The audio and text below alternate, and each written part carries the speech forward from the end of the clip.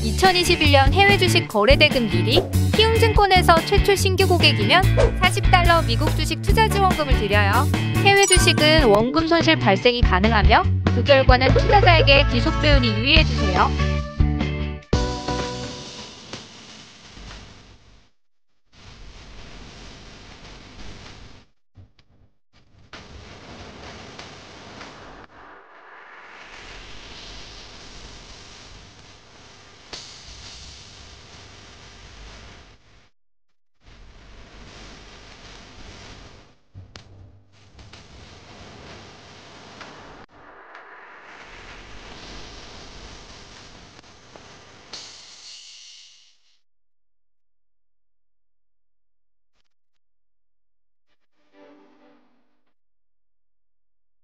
월스트리트 모닝 브리핑 함께하고 있습니다. 자, 이번에는 미국 주식을 비치다 이항영 전문위원 함께합니다. 위원님 어서 오세요. 네, 안녕하세요. 이항입니다. 네, 유럽 마감 상황을 우리가 종종 확인해 보는데 오늘이 바로 그날이네요. 그러게 말이에요. 네. 미국 시장이 휴장될 때마다 좀 하는데 네.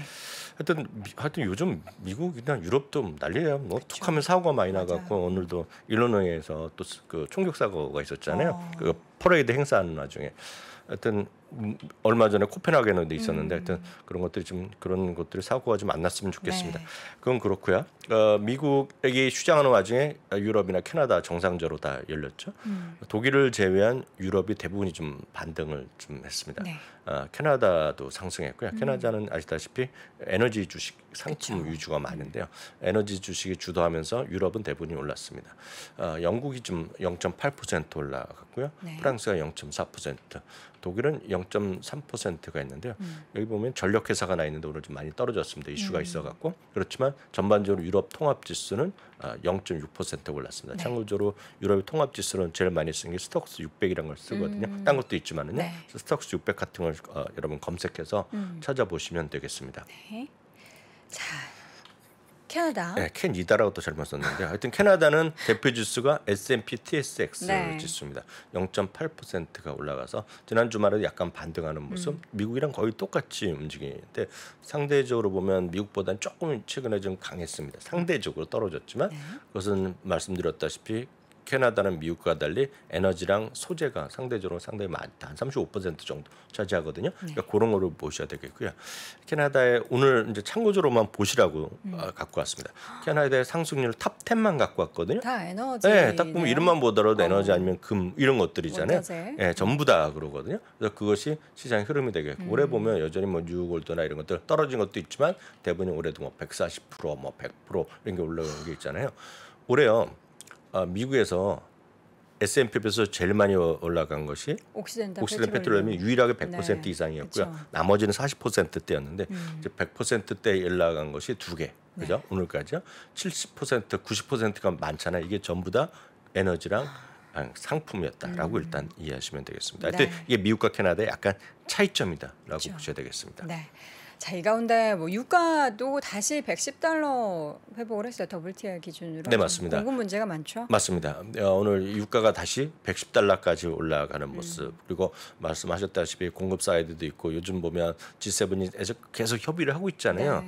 말이 되는지 안 되는지 모르겠지만 러시아산 유럽 그 유가를 하는 거 유가에 대해 상한제를 캡을 씌우겠다는 건데 그 뭐 효용성은 있다 없다는 다 다르죠. 그래서 말도 안 된다는 얘기하는 사람도 있지만 효용성이 없다 그러면서 오히려 유가가 더 올라갈 거 이런 얘기를 하는 사람이 있고 그거에 반발해서 아예 생산을 안 하겠다는 국가들 좀 나오고 있습니다. 어찌됐건 유가는 $110에 재진입했습니다. 바로 잠시 전에 얘기 나왔던 음남주인균이 얘기했던 이번 13일 날 있어 소비자 물가 지수가 상당히 관심거리인데 어찌됐건 이런 것들이 좀 안정돼야 되는데 물론 미국의 물가 조금 내려가는 건 상승폭이 줄거나 조금 슬로우한 건 맞거든요 지금요.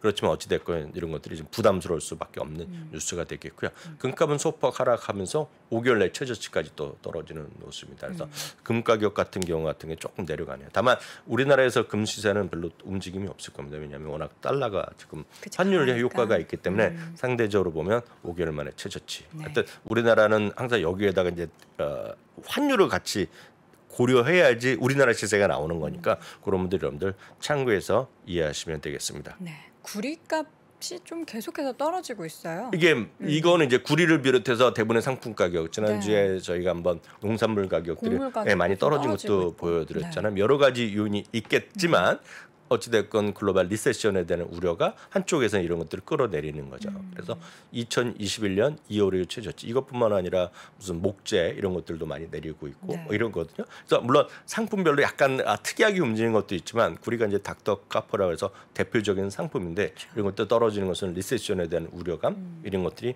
분명히 시장에 존재하는 것이라고 일단 이해하시면 되겠습니다. 네, 앞서 계속 언급했었던 달러가 계속해서 강합니다. 지금 다시 또 105선에서 꺾일 줄을 모르고 있어요. 그렇죠. 바로 이제 미국의 달러가 제가 수차례 뭐 반복적으로 매일 똑같은 걸 보여드리고 있지만 가장 우리가 쉽게 시장을 판단한 어떤 기준이라는 건 판단점은 달러라고 전 굳게 믿고 있거든요. 어찌됐건 달러가 이렇게 내려가야 되는 거죠. 뭐 좋은 의미건 나쁜 의미건 간에 달러가 약해져야지 모두가 사는 길이다라고 보셔야 되겠습니다. 달러가 강한 것은 여러 가지 있겠지만 어찌됐건 안전자산에 대한 심리가 분명히 한쪽엔 분명히 있을 거라는 얘기죠. 그리고 지금 대부분의 나라보다 지금 금리가 다 역전돼 있는 상황이 많이 되고 있잖아요. 지금이야. 지금 75bp까지 막 계속 올리는 와중에 우리나라는 지금 25bp 뭐 올리고 있잖아요. 50bp 지난번 올렸지만은 그래서 이런 것들이 대부분의 국가들이 못 쫓아가고 있다는 것도 하나의 요인이 되겠죠. 결과적으로 보면 미국의 투자자 입장에서 생각해 보셔야 돼요. 미국의 달러를 갖고 미국의 투자자, 미국의 모든 금액을 달러로 생각하는 사람 입장에서 보면 이렇게 미국 달러가 강해지면 다른 나라의 화폐 가치가 상대적으로 떨어지고 있잖아요.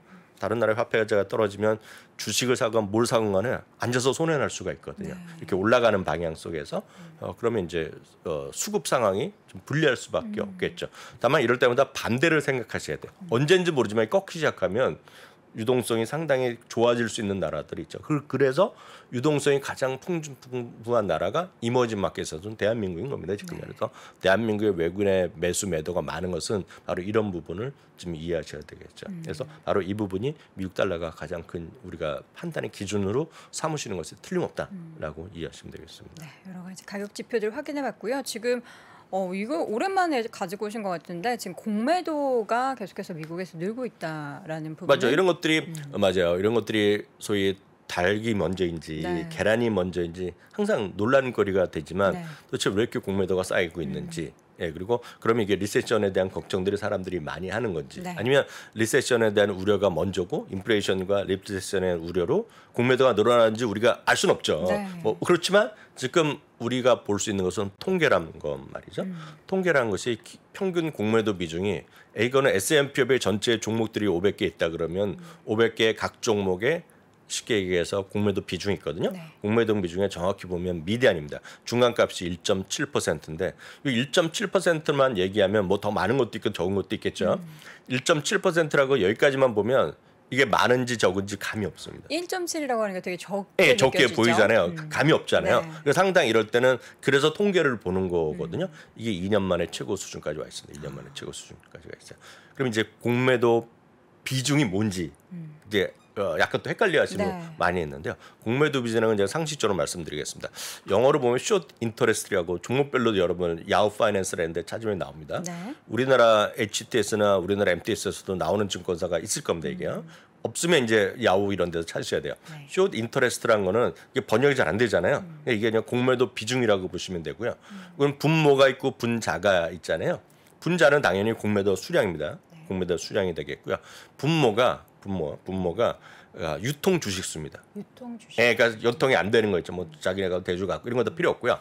유통은 되는 주식의 비중입니다. 그래서 이 자체가 상당히 현실성 있는 의미가 되겠고요. 여기서 보면 공매도가 우리나라 많이 다르다는 것도 꼭 염두에 두셔야 돼요.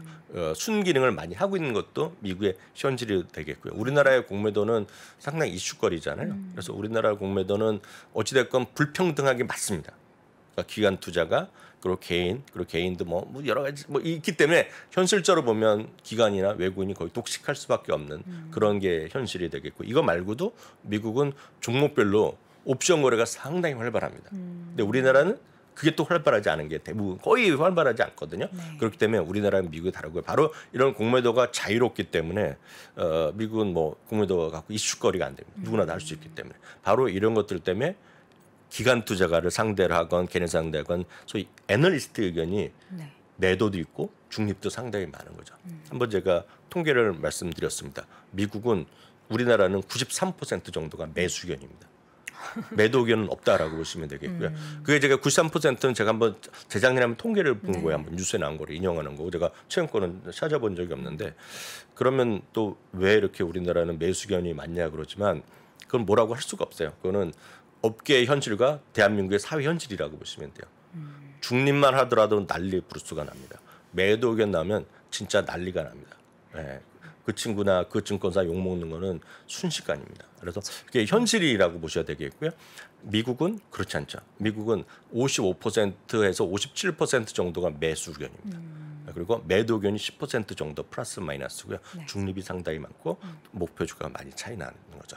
그래서 예를 들어서 지금 테슬라 같은 경우 여전히 매도에 320달러짜리 있죠. 의견이 있는 거죠. 근데 오히려 또 애플도 매수가 많으니까 그 의견이 좀 묵살되는 것 같아요. 네, 그렇지만 그 의견 다 존중하는 거죠. 애플도 뭐 80달러짜리 의견이 있는 거죠. 그래서 그게 상당히 자유롭고 그에 대해서 욕을 할 필요가 없어요. 그분들에 대해서. 왜냐하면 우리가 욕을 하기 전에 그 사람들의 의견이 계속 틀리면 알아서 거르죠. 잘리는 거죠. 그러니까 쉽게 해서 파이어 되면 네. 영화나 뉴스 그 TV 드라마 많이 진사스 보셨잖아요. 가드 데리고 나서 10분 만에 짐 싸고 보내고 나머지 짐은 내가 집에 보내주겠다 친절하게 얘기하잖아요. 그래서 절대 욕을 할 필요가 없습니다. 항상 존중하고 그게 미국 주식 투자의 문화다라고 보셔야 되겠어요. 많은 분들이 아 이거 팔아놓고 고매도 치고 매도한다는데 그런 사람이 있을지 모르지만 만약 그러면 큰 집 가는 거다라고 일단 이해하시면 되겠습니다. 그 공매도 얘기가 나와서 그런데 그 마이크 버리라고 우리가 영화로 네. 그 빅숏이요? 빅숏에서 네. 나왔던 그분도 뭐 워낙에 부정적이긴 하지만 네. 뭐 하반기 증시가 상반기 빠지면 더 빠질 수 있다 뭐 이런 얘기를 네. 하더라고요. 네. 좀 시장에 대해서 부정적으로. 네, 그렇죠. 뭐 다 각자 의견을 얘기하는 거니까 제가 이제 농담처럼 얘기하면 다 입이 열려 있잖아요. 각자 뭐 자유스럽게 얘기하는 거죠. 다만 그런 근거가 네. 있고 자기네 객관적으로 자기 얘기하는 거잖아요. 물론 그 와중에 보면 비판하는 사람들이 네. 있죠. 저도 안 좋아하는 사람이지만 그래봤자 뭐 소용이 없는 얘기죠. 하여튼 그런 다양한 의견이 존재하는 게 미국이라고 보셔야 되겠고요. 네. 어제 있었던 거 잠깐 더 어제에 이어서 너무 빨리 얘기했기 때문에 말씀드리면 리세션 얘기가 진짜 많이들 우려를 하는 겁니다. 앞선 코너에서도 그쵸. 들으셨지만 어찌됐건 GDP 나오는 7월 7일자가 다음 자가 나옵니다. 그래서 7월 7일까지는 지금 이 수치가 유효한데요. 어찌됐건 마이너스 2.1까지 지금 떨어져 있겠고요. 바로 이거 구겐하임 거 어저께 잠깐 보여드려 네. 말했는데 구겐하임은 참고적으로 보면은요 선행 지표란 게 있어요. 네, 어저께 여기까지 보여드렸습니다. 그건 자기네가 보는 선행 지표는 4개월 연속 하락할 가능성이 있습니다. 3개월 연속을 하락했어요. 자기네 말하는 선행 지표는 자기네 모델은 주가라든가 수익률 곡선, 실업 청구 건수, 소비자 지출 등을 고려해서 사내 모델이라고 얘기하고 있는데요. 4번 연속했을 경우에는 대부분 리세션이 왔었다는 얘기입니다. 그게 이제 구겐하임의 추정이라고 보시면 돼요. 그래서 맞을지 안 맞을지 모르지만 하여튼 이런 의견이 어찌됐건 현실적으로 많이 늘어나는 건 사실이잖아요. 어제도 제가 미국의 CNBC에서 조사한 설문조사 그리고 우리가 어저께 제가 미주미 사이트에서 유튜브에서 할 때 우리 이제 투자자 우리 한국 분들의 뭐 외국에 계시는 한국 분 보시는 분들의 설문조사 보면 한국 분들이 훨씬 더 부정적으로 보는 게 많이 있잖아요. 그럼 부정적으로 보고 그럼 리세션의 가능성이 훨씬 크다고 믿는 거거든요. 지금 우리나라에서 미국 주식 하시는 분들은 그럼 그렇게 됐던 분들은 주식 투자를 어찌됐건 분산 투자를 더 하셔야 되거나 아니면 그건 다 싫다 그러면 떠나거나 선택을 하셔야 되는 거죠. 이 와중에 그런 생각을 하면서 예를 들어 너무나 좀 성장주 위주로 가는 것 그건 좀 불편한 진실이라고 보셔야 되겠고요. 네. 이것도 다시 한번 그 시리즈이기 때문에 말씀드리면 도이치방크에서는 내년까지입니다. 내년까지 보는 게 훨씬 편합니다. 올해나 내년까지 해서 이게 보시면 작년 말 올해 초에는 40%같이 안 됐단 말이죠. 근데 지금 5월 달에 보면 이게 78%였고 지금 6월 달에 보면 이게 보면 얼마까지 늘어났습니까? 88%까지 늘어났죠. 내년까지. 그러니까 이만큼 많이들 보고 있는 것은 맞다라고 보셔야 되겠고요. 다만 이제 리세션에 대한 얘기를 많이 하면 우리가 베어마켓 갖고 많이 얘기했잖아요. 베어마켓 전에는 조정장세, 10% 조정장세 팩트 체크해드렸고 20%로 들어갔을 경우에 약세장에 얼마만큼 기간, 얼마만큼 하락폭, 얼마만큼의 회복 기간을 보여드렸는데 다음은 리세션입니다. 리세션을 다시 한번 보여드리겠습니다. 네. 이거 여러분들 표를 한번 이거 캡처 떠두시면 아주 쉽게 보실 수 있을 것 같아요. 2차 세계대전 이후에 총 12번 있었습니다. 가장 쉽게 넘어갔던 것은 짧게 넘어갔던 건 지난 2020년 팬데믹 직후가 되겠습니다. 보시는 방법은 까만색 있죠. 네. 캡처 떠두세요. 까만색은 GDP 하락폭입니다. 하락폭입니다. GDP가 얼마만큼 누적해서 떨어졌냐는 거가 되겠고요. 요거 있죠. 핑크색이요. 핑크색은 듀레이션입니다. 그 침체 기간의 길이라고 보셔야 되겠습니다. 가장 궁금한 게 이거 같아요. 지금 이슈가 되는 것도 같이 말씀드리겠습니다. GDP 평균이 2.5% 감소합니다. GDP가요. 네. 그러니까 뭐 일부에서 10% 20% 떨어질 수도 있죠. 이때 보면 엄청 순간적으로 많이 떨어졌잖아요. 팬데믹 시기에 많이 떨어질 건 팩트가 되겠습니다. 2007년에도 꽤 많이 떨어졌고요. 실업률 평균이 3.8% 포인트 상승합니다. 실업률은 3.8% 포인트거든요. 그러니까 지금 3.5 정도잖아요. 그러니까 실업률이 평균을 쫓아간다 그러면 7%까지 늘어난다. 그러니까 실업률이 더 늘어나면 일자리 잃는 사람들이 나는 거고 우리가 볼 수 있는 것은 신규 실업 청구 건수가 최근에 3주 동안 약간 올라가는 추세였거든요. 그런 게 조금 늘어날 수 있겠죠. 이런 것들이 보면 우리가 한 4주 전에 보여드렸던 거 기억하실 것 같습니다.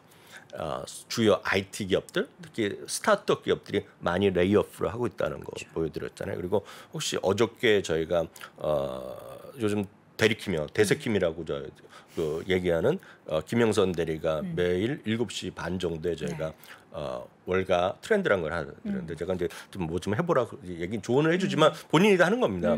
보면 저커버그가 지난 6월 30일 날 직원들과의 대담 그 이메일을 통해서 엄청나게 경고의 메시지를 날렸고 쉽게 해서 수많은 사람 집에 갈 수밖에 없다 얘기했습니다. 그리고 이 우리의 비전을 함께 공유 못하면 없는 것이 낫다라는 표현했거든요. 너희들이 그만둔더라도 that's okay라는 말을 썼어요.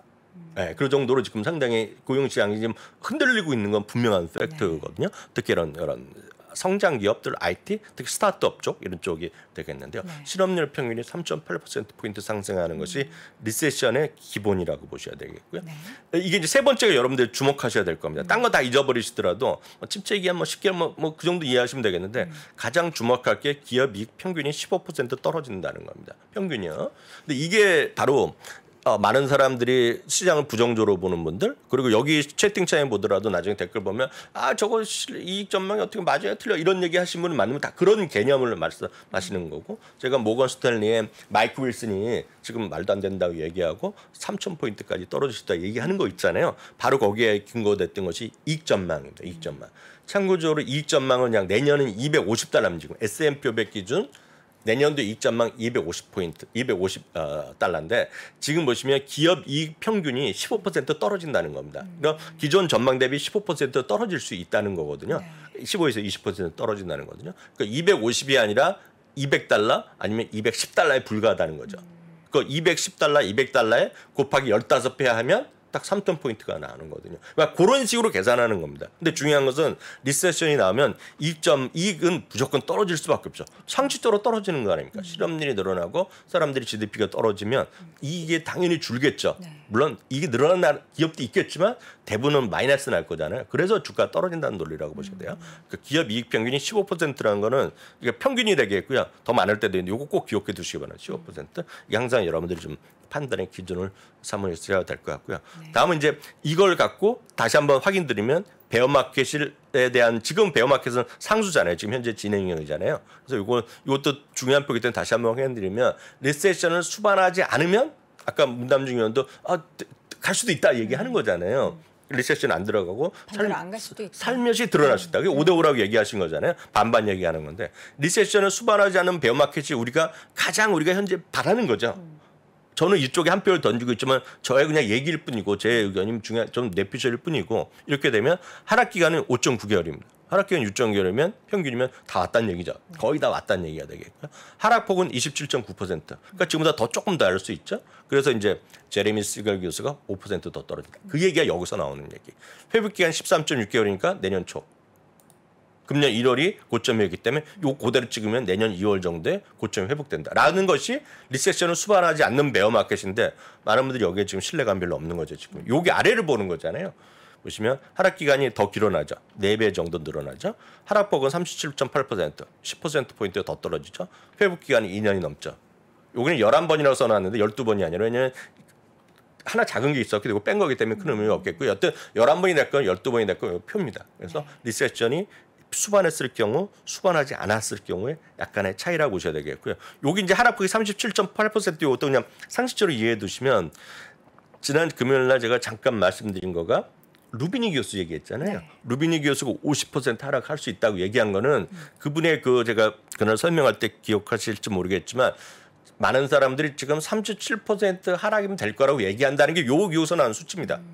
리세션은 되고 당연하고 37% 정도면 끝날 거라고 얘기하고 있는데 여기서 중요한 거가 루비니 교수는 이것도 말도 안 된다는 얘기하는 거죠. 루비니 교수는 고점 대비 50%를 얘기했다고 했잖아요. 그분이 얘기하는 것은 이 과거 11번이 됐건 12번이 됐건 이것과 지금은 천양지차 다르다 얘기하는 겁니다. 그래서 루비니 교수, 스턴 대학의 루비니 교수가 얘기하는 바로 그 이유를 여러분 좀 관심 있는 분 기억하시면 좋을 것 같습니다. 많이들 인용을 할 겁니다.